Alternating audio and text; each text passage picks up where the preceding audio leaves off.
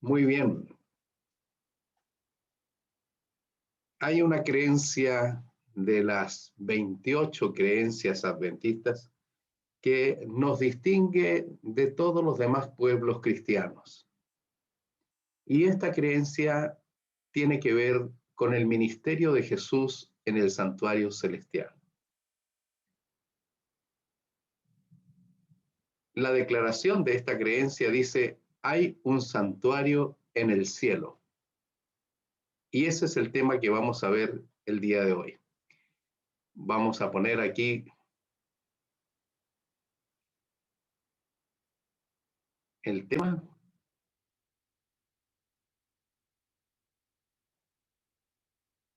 Hay un santuario en el cielo. Así comienza la declaración de esta enseñanza, de esta creencia, de esta doctrina, que es puramente adventista. Hay un santuario en el cielo. Esto es una afirmación, así como cuando en Génesis 1:1 dice: en el principio creó Dios los cielos y la tierra. En el principio creó Dios. Todo lo que hay fue creado por Él. Nada fue hecho sin Él. Entonces afirmamos: hay un santuario en el cielo.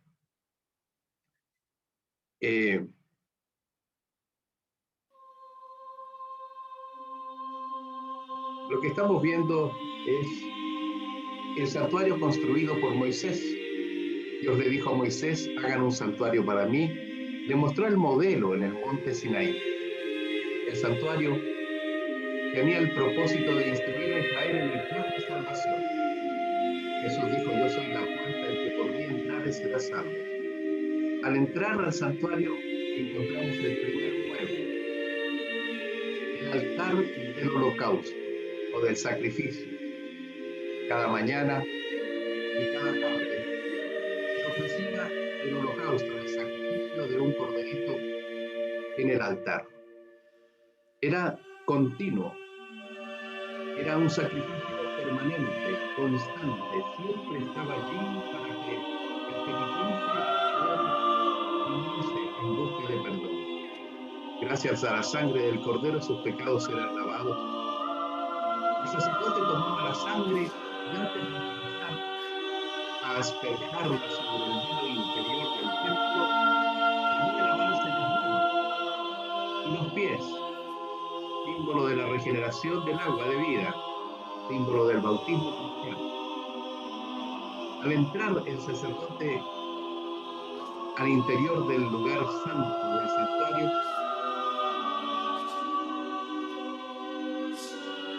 se encontraba con los muebles del santuario. Al lado norte, el candelabro de oro que alumbraba e iluminaba el interior del santuario durante todo el día y durante la noche. Era trabajo del sacerdote alistar las lámparas, proveerles el aceite para la iluminación del santuario. Al lado norte se encontraba la mesa con el pan de la proposición, con una corona o cornisa de oro, símbolo de un trono. Recuerdan que la Biblia dice que Satanás quería sentarse en el trono de Dios a los lados del norte. Ahora encontramos antes del velo interior, en el lugar santísimo, el altar del incienso. Cada mañana y cada tarde, el pueblo de Dios salía a ofrecer sus oraciones y el sacerdote añadía el incienso a las oraciones, símbolo de la justicia de Dios. Al ingresar al lugar santísimo, lugar donde estaba el trono de Dios, Dios mora entre querubines. Decíamos en el estudio de la mañana, tenemos el propiciatorio, que es esa tapa con 2 querubines de oro que cubría el arca. Una sola pieza labrada a martillo, toda de oro.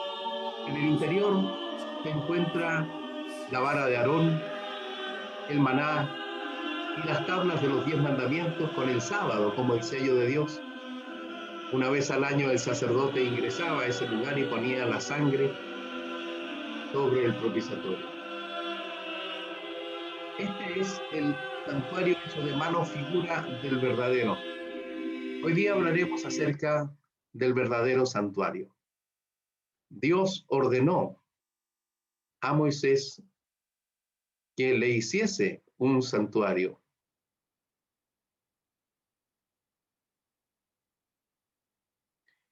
En Éxodo capítulo 25, versículo 8 leemos, y harán un santuario para mí, y habitaré en medio de ellos. Muchos estudiosos de la Biblia de distintas denominaciones concentran su atención en el Sinaí, en que Dios le entregó las tablas de la ley y hacen controversia con respecto a eso, a ese tema, concentrándose nada más en ese punto e ignoran, tal vez por desconocimiento o voluntariamente, que en el monte Sinaí no solo se le dieron a Moisés las tablas de la ley, que incluían el sábado como el santo día de reposo, que él debía recordar al pueblo. También en el monte Sinaí Moisés recibió visiones, y en esa visión él vio el santuario, el modelo verdadero. Dios ordenó a Moisés que le construyera un santuario. Ahora, el conocimiento de la existencia de un santuario en el cielo estaba en la mente del pueblo de Dios mucho antes que Moisés recibiera la visión del modelo celestial en el monte Sinaí. Ya ellos tenían una idea de que existía un santuario. En Éxodo, capítulo 15, versículo 17, leemos, tú los introducirás y los plantarás en el monte de tu heredad, en el lugar de tu morada que tú has preparado, oh Jehová, en el santuario que tus manos, oh Jehová, han afirmado. La palabra hebrea que se utiliza aquí para santuario es mikdash. Esta es la misma palabra que se utiliza en Éxodo 25:8, que acabamos de leer, cuando Dios le ordena a Moisés construir un mikdash, un santuario para él. ¿Por qué esta palabra es importante? Porque cuando Dios le dice a Moisés, harán un santuario para mí, un mikdash, la palabra mikdash se traduce como palacio, como santuario, templo. Es decir, es una palabra que se refiere a algo que es materialmente verdadero, valga la redundancia. Está hablando de algo material, no es algo etéreo. Un santuario puede ser un campo, por decir así, no. Cuando dice Mikdash, está diciendo un palacio, un templo, harán un santuario, un palacio, un templo, algo físico que se puede tocar. Eso es un Mikdash, algo físico que es palpable, que se puede tocar. La misma palabra se usó para el templo construido por Salomón, Mikdash. En Primera de Crónicas 28:10 leemos, ahora que el Eterno te ha elegido para que edifiques una casa que sea su Mikdash, su santuario, esfuérzate y hazla. Ahí en la fotografía en pantalla podemos ver a qué se refiere un Mikdash, algo físico, real, visible, que ocupa un lugar en el espacio, una masa, una materia, ¿no? Mikdash se refiere a un santuario físico real que existió en el tiempo y en el espacio de la vida de Israel. Fue construido por Moisés en obediencia al mandato de Dios, siguiendo un modelo que Moisés vio en visión, un modelo preexistente. Ya existía ese modelo en el cielo, ya existía. Dios le mostró el modelo a Moisés y Moisés entonces dio paso a construir el santuario.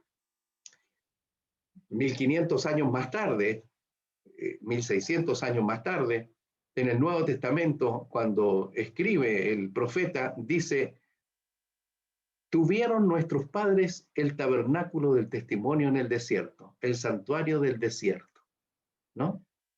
Esto fue dicho 1500 años después, cuando Esteban, al repasar la historia de Israel, confirma la existencia de este santuario en el desierto. Tuvieron nuestros padres el santuario en el desierto como había ordenado Dios cuando dijo a Moisés que lo hiciese, conforme al modelo que había visto. Hechos capítulo 7, versículo 44. ¿Cuál fue el modelo que vio Moisés? ¿Dónde vio el modelo Moisés? ¿Dónde está el modelo que vio Moisés? ¿Quién le mostró ese modelo a Moisés? ¿Para qué se le mostró un modelo a Moisés? Bueno, vamos a avanzar para encontrar respuestas a todas estas preguntas. El concepto de un modelo se maneja tanto en el Antiguo Testamento como en el Nuevo Testamento. Dios le dijo a Moisés: conforme a todo lo que yo te muestre, el diseño del templo y el diseño de todos sus utensilios, así lo haréis. Éxodo capítulo 25, versículo 9. El templo no fue edificado siguiendo el criterio de Moisés. Este es un punto importante que hay que destacar. No fue idea de Moisés ni criterio de Moisés el que dio lugar a esta construcción. En reiteradas oportunidades la Biblia sostiene que la obra fue hecha como Jehová lo había mandado a Moisés. Esa frase que está destacada en amarillo se repite en Génesis 39:1, 39:5, 39:7, 39:21, 39:26, 29, 31 y 32. En reiteradas oportunidades, la Biblia sostiene y afirma que la obra fue hecha como Jehová lo había mandado a Moisés. Qué importante es esta declaración. En nuestra vida, la obra de nuestra vida debe ser hecha conforme a la voluntad de Dios. ¿Con quién me voy a casar? ¿Quién será mi pareja? Que son decisiones tan determinantes en la vida, para esta vida y para la vida eterna, son decisiones que se deben consultar con Dios. ¿Qué voy a estudiar? ¿En qué voy a trabajar? ¿En qué voy a invertir el tiempo de mi vida trabajando?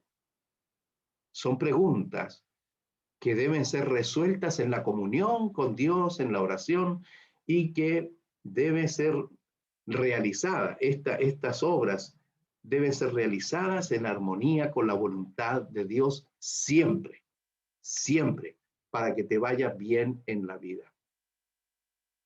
Moisés hizo las cosas como Dios le mandó, dice la Biblia. Esta declaración reiterativa indica que la obra fue hecha conforme a la voluntad de Dios. Dios estaba detrás del proceso de la construcción del santuario y Moisés era su representante delante del pueblo solamente, su instrumento. Detrás de todo estaba Dios. Así debe ser en tu vida. Detrás de todo debe estar Dios.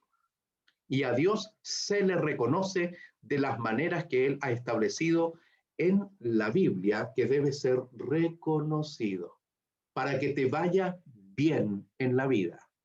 Eso es lo que le dijo el Señor a Josué. ¿Recuerdan eso? Siempre leemos el Josué 1:9. Mira que te mando, que te esfuerzo, que seas valiente, no temas ni desmayes. Jehová tu Dios estará contigo donde quiera que vayas. Siempre destacamos ese versículo, pero a mí me gusta destacar el versículo 8, que dice: nunca se apartará de tu boca este libro de la ley, lo que tengo en la mano, sino que de día y de noche meditarás en él. ¿Cuánto tiempo dedicas a la Biblia en tu vida? Para que guardes y hagas conforme a todo lo que en él está escrito, porque entonces, recién entonces, harás prosperar tu camino y todo te saldrá bien. La obra debe ser hecha de acuerdo a la voluntad de Dios, como Moisés siguió la directriz divina, siguió el modelo que Dios le mostraba, el diseño, y entonces trabajó de acuerdo a la voluntad de Dios. La gloria de la construcción del santuario se le debía dar a Dios y no a Moisés. Nada de lo que hizo Moisés fue idea de él. La escritura dice en Éxodo 39:43, y Moisés hizo conforme a todo lo que Jehová le mandó. Así lo hizo.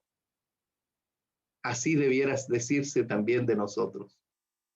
Que como iglesia, que como pueblo, que como familia, que como matrimonio, que como individuo, que como estudiante, hicimos todo de acuerdo a la voluntad de Dios y que Dios nos prosperó.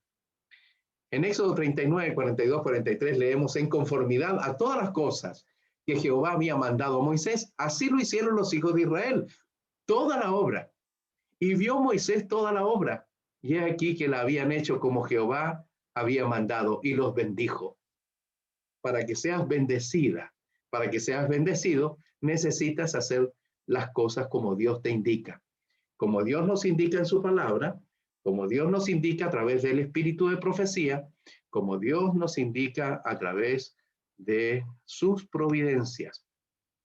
El modelo del santuario fue determinante en el proceso de la construcción del santuario israelita. El modelo que Dios le mostró a Moisés fue determinante en la construcción del santuario israelita. Era la guía de trabajo, señalaba el objetivo hacia el que se dirigían en el proceso de la construcción. Finalmente la palabra de Dios dice, así acabó Moisés la obra. Éxodo 40:33.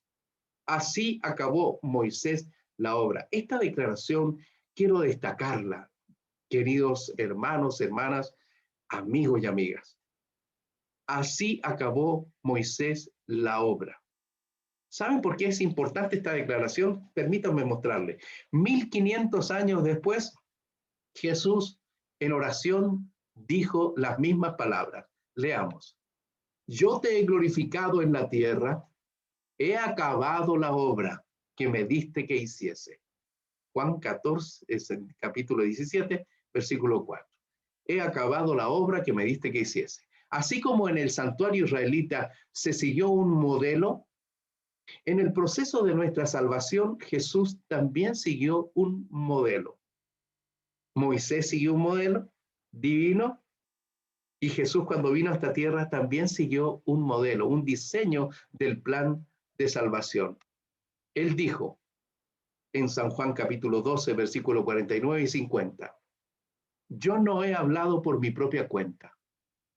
El Padre que me envió, Él me dio mandamiento de lo que he de decir y de lo que he de hablar. Así pues, lo que yo hablo, lo hablo como el Padre me lo ha dicho. Nadie está aquí para hacer lo que quiere, ni fuera de la iglesia ni dentro de la iglesia. Lo único que tiene valor en esta vida, hermanos y hermanas, es hacer la voluntad de Dios. Jesús dijo en Mateo capítulo 7, versículo 21, no todo el que me dice Señor, Señor, entrará en el reino de los cielos, sino que el que hace la voluntad de mi Padre que está en los cielos. Mis amados, Moisés hizo la voluntad de Dios en la construcción del santuario. Siguió un modelo, un diseño que Dios le mostró. Jesús hizo la voluntad de Dios en el plan de salvación. Siguió un modelo, un diseño que su Padre le mostró, aún en lo que debía enseñar y hablar. Yo espero estar enseñando lo que Dios quiere que tú recuerdes, confirmes o aprendas. También nosotros debemos hacer la voluntad de Dios en todo. En Romanos, en el capítulo 12 de Romanos, en el versículo 2, dice lo siguiente. Leo para ustedes. No os conforméis a este siglo, sino transformaos por medio de la renovación de vuestro entendimiento.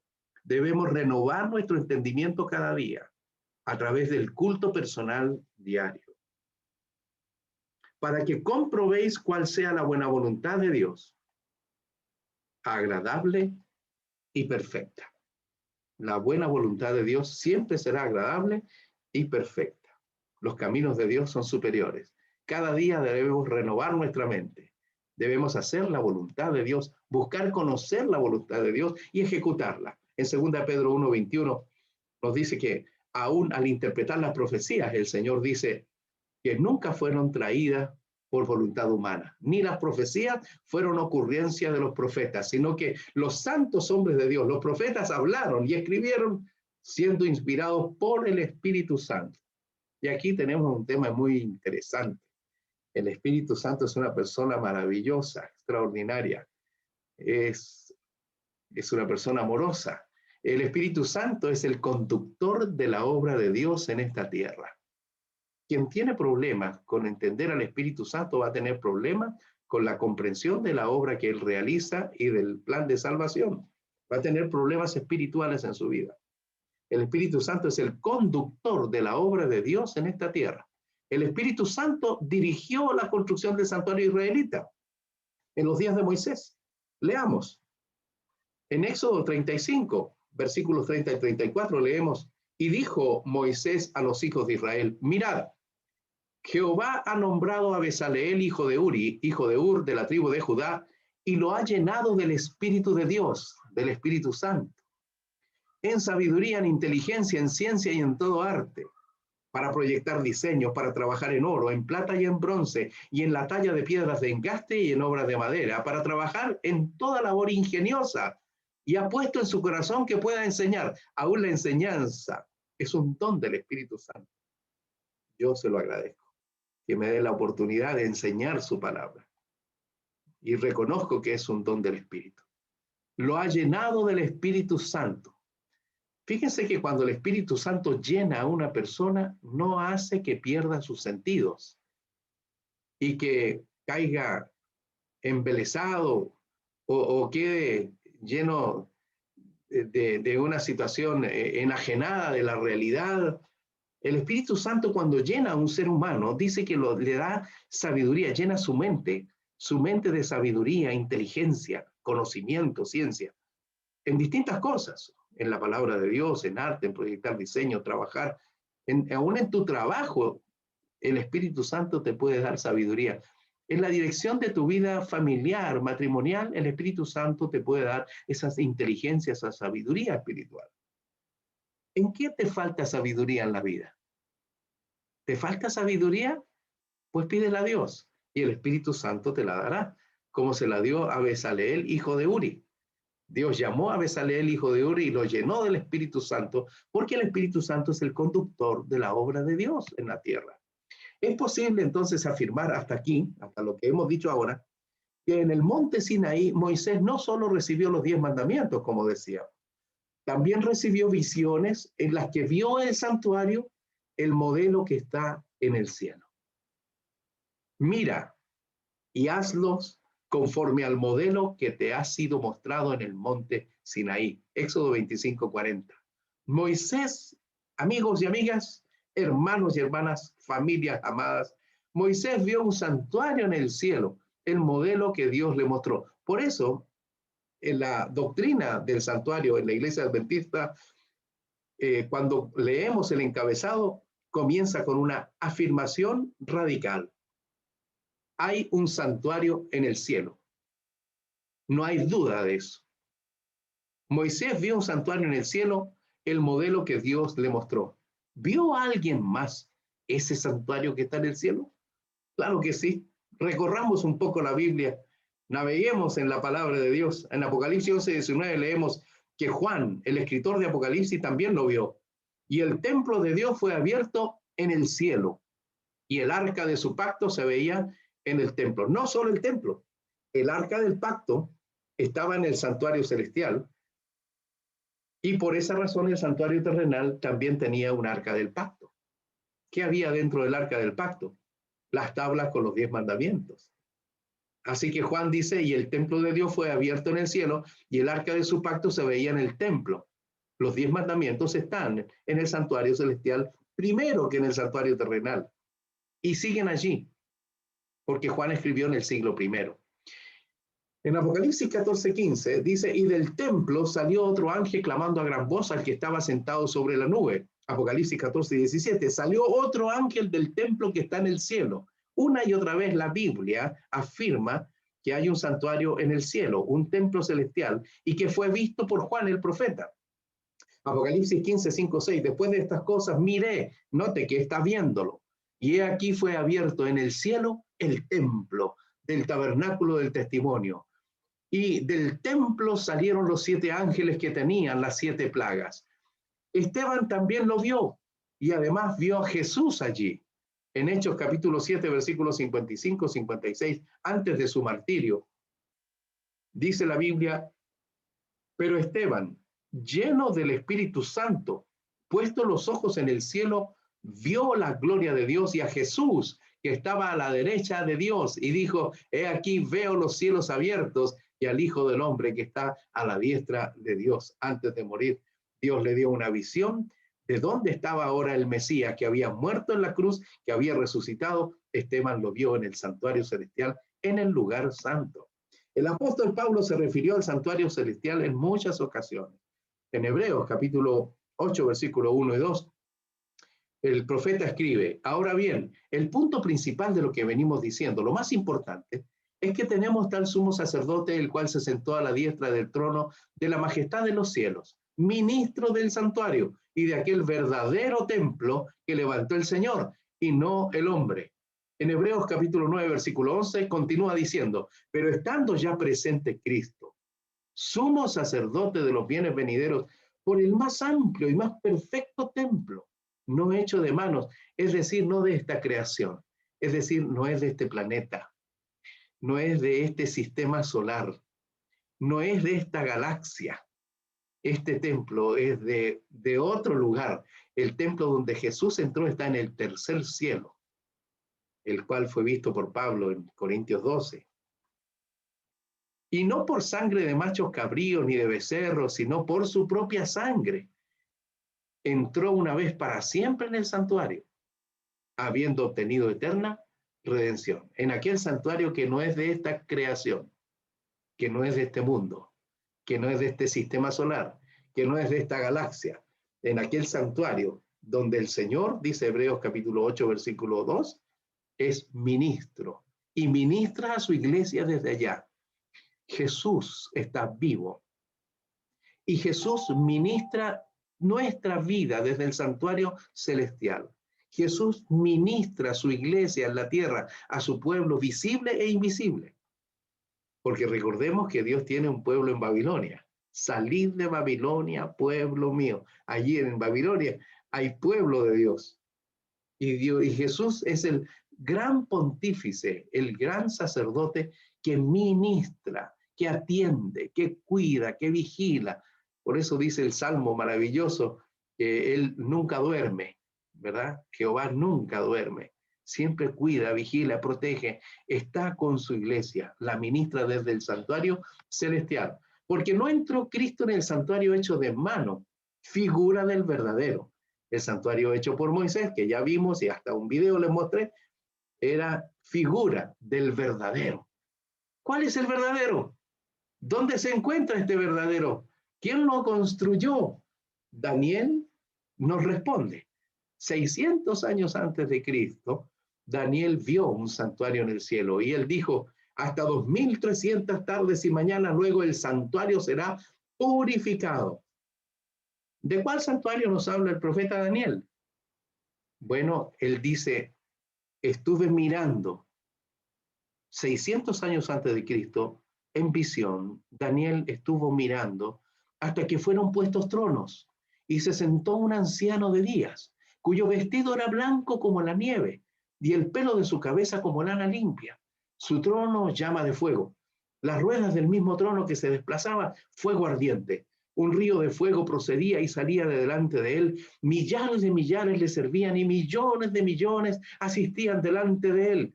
El juez se sentó y los libros fueron abiertos. Daniel no solo vio el santuario, Daniel estaba viendo el santuario al fin de los 2300 tardes y mañanas, en 1844, cuando Jesús y el Padre se encuentran para dar inicio al juicio de Dios en ese lugar. Isaías también vio un santuario en el cielo. En el año que murió el rey Usías, vi yo al Señor sentado sobre un trono alto y sublime, y sus faldas llenaban el templo. Una visión del santuario celestial tuvo Isaías capítulo 6, versículo 1. Mis amados, las sagradas escrituras reiteran en varias oportunidades que el santuario construido por Moisés era simplemente una figura, una copia, un símbolo del santuario celestial. Los mismos elementos que se encontraban en el santuario celestial, los mismos muebles, el arca del pacto, el candelabro, el altar de bronce, se repiten en el santuario terrenal. Porque Dios le dijo: mira y hazlos conforme al modelo que te ha sido mostrado en el monte. Fue la orden que recibió Moisés en Éxodo capítulo 25, versículo 40. Mira y hazlo conforme al modelo que te ha sido mostrado en el monte. Ese modelo que le fue mostrado en el monte también es un mikdash, es un santuario, un mikdash, un templo, un mikdash físico, real, que ocupa un lugar, es completamente real. Jesús es el sumo pontífice, el sumo sacerdote de ese santuario real. No estamos solos. Quiero decirte, no estás sola, no estás solo. No estás peleando la batalla de la fe sola o solo en esta vida. Tu familia no está desamparada. ¿Por qué? Porque Cristo está vivo y es el ministro del santuario celestial. Y desde allí Él ministra a la iglesia, ministra a tu hogar, tu familia y tu vida en la medida que tú le permites que su voluntad se realice en tu vida y la vida de tu familia y en la vida de nuestra iglesia. Elena de White también vio el santuario que está en el cielo. Sin embargo, quiero destacar lo siguiente. La doctrina del santuario no podemos atribuírsela a Elena de White. No podemos decir que fue idea de ella. Ni siquiera podemos decir que fue un legado de Elena de White a la iglesia adventista. Eso es un error. Hay gente que dice que esta enseñanza del santuario es un asunto de Elena de White, que ella lo vio. No, hemos visto que los profetas lo vieron. Ahora ella, por participar del don de profecía que tenían los profetas, ella también vio el santuario. Sin embargo, y los jóvenes saben esto muy bien porque lo estudian, los conquistadores, los guías mayores, los aventureritos que estudian la historia denominacional, fue el pastor Iran Edson a quien Dios le reveló esta doctrina en mayor proporción. Él hizo el mayor aporte doctrinal sobre el tema del santuario. Por lo tanto, no podemos sino aceptar que la doctrina del santuario es bíblica, número uno, fue conocida, creída y experimentada por el pueblo de Dios del Antiguo Testamento, por Israel, también por la iglesia del Nuevo Testamento. Hemos visto que en el Nuevo Testamento también tenían el concepto del santuario celestial los profetas y la iglesia naciente, fundada por Jesús, y el remanente. La iglesia adventista del séptimo día es el remanente. Nosotros somos el remanente que llevará esta enseñanza y este mensaje hasta el fin de los días. Nunca dejaremos de predicar. Por esta razón, los adventistas del séptimo día afirmamos ¿qué afirmamos los adventistas en nuestras 28 creencias de los adventistas del séptimo día? Hay un santuario en el cielo, no tenemos duda. Y el verdadero tabernáculo que el Señor erigió y no el hombre. En él, dice nuestra enseñanza, Cristo ministra en nuestro favor para poner a disposición de los creyentes en él los beneficios de su sacrificio expiatorio ofrecido una vez y para siempre en la cruz del Calvario. Su sangre, ese beneficio, ese sacrificio que hemos aceptado, ese sacrificio en el cual tú y yo fuimos justificados, ese sacrificio completo, que una vez cuando Jesús en la cruz muere, Él te salva y me salva, los beneficios de ese sacrificio continúan siendo ofrecidos por Jesús en el santuario que está en el cielo. Lean conmigo Hebreos, el capítulo 7, un momento. Hebreos capítulo 7 dice así, en el versículo 26, porque tal sumo sacerdote nos convenía, santo, inocente, sin mancha, apartado de los pecadores y hecho más sublime que los cielos. Y el versículo 25 dice, por lo cual puede también salvar perpetuamente a los que por él se acercan a Dios, viviendo siempre para interceder por él. Hay un santuario en el cielo. Jesús dijo, nadie viene al Padre sino por mí. Él es tu sacerdote. Él te ama. Él te cuida. Él te sustenta. Él cuidará de todo lo que tú pongas en sus manos. Es un sacerdote que está a tu favor, a nuestro favor. Es un sacerdote que fue capaz de dar la vida en la cruz del Calvario por ti. Él vive en ese santuario celestial ministrando en tu favor. Él es el que escucha tus oraciones y ve también tus lágrimas. Dios te bendiga. Vamos en este momento a leer la última cita. El santuario celestial es la morada de Jesús. Él desde allí dirige todos los acontecimientos que afectan a su iglesia en la tierra. Allí está su trono. De ahí vienen y van los santos ángeles que cumplen su voluntad. Entran y salen y vienen a la tierra y regresan con información. De ahí se oye su voz impartiendo órdenes a los seres celestiales.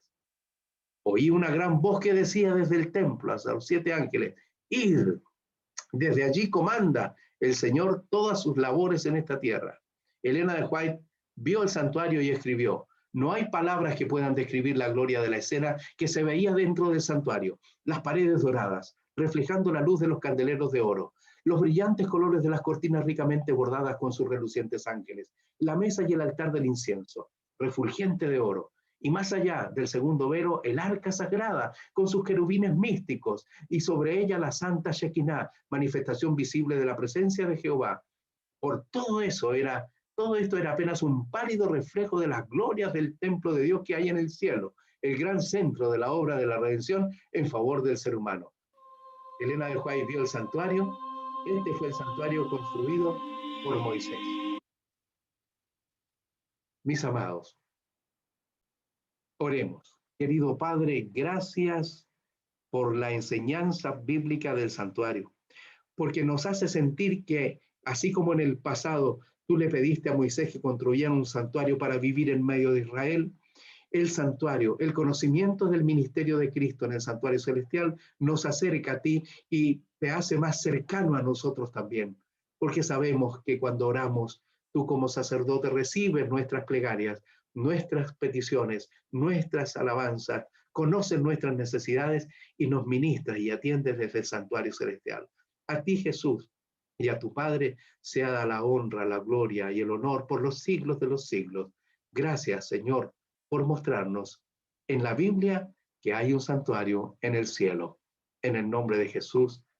Amén.